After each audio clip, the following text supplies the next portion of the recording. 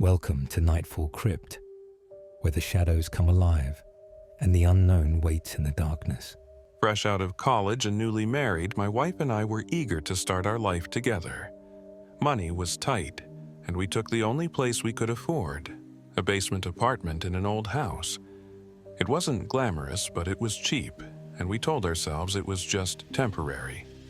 The first time we stepped inside, something felt off.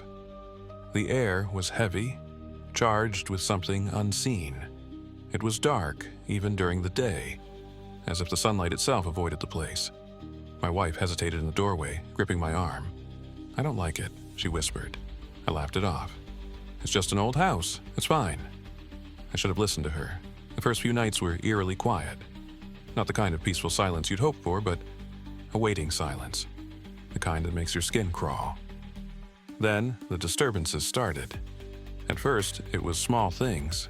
Misplaced objects, faint sounds in the night.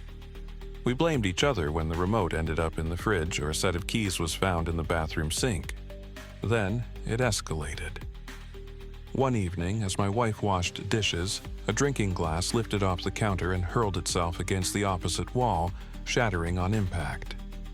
We both froze, staring at the broken shards. "Did you see that?" she asked, her voice trembling. I had, and I had no explanation.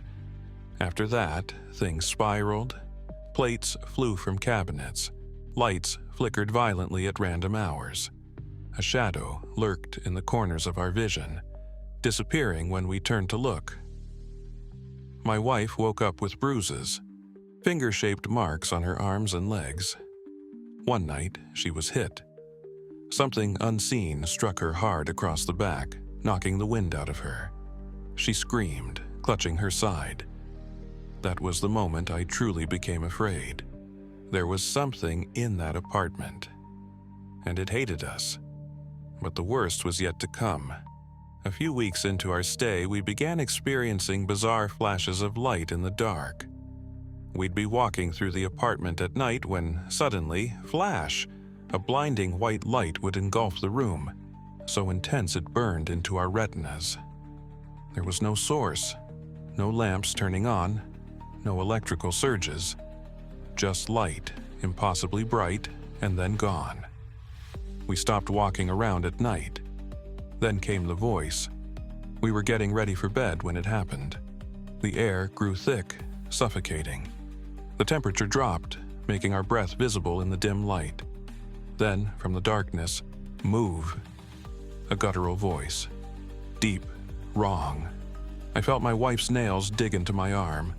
My blood ran cold.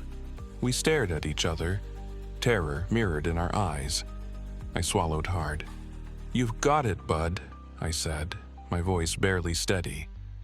We left 2 days later, packing everything we could fit into our car and driving away without looking back. We moved in with family, unwilling to stay another moment in that cursed place. A few months later, we heard that the landlady had passed away. Not long after, the house was demolished. No one ever built on the lot. To this day, it remains an overgrown patch of grass with a single gnarled tree in the center. No one mows it. No one walks across it.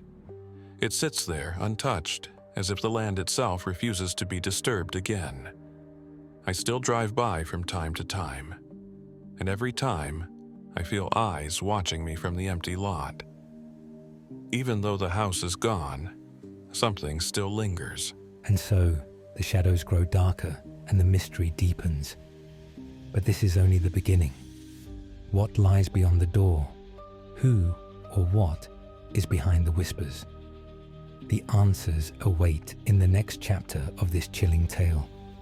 Subscribe to Nightfall Crypt and hit the notification bell so you don't miss what happens next. The crypt holds many secrets, and we've only just begun to uncover them. Until next time, stay in the light if you dare.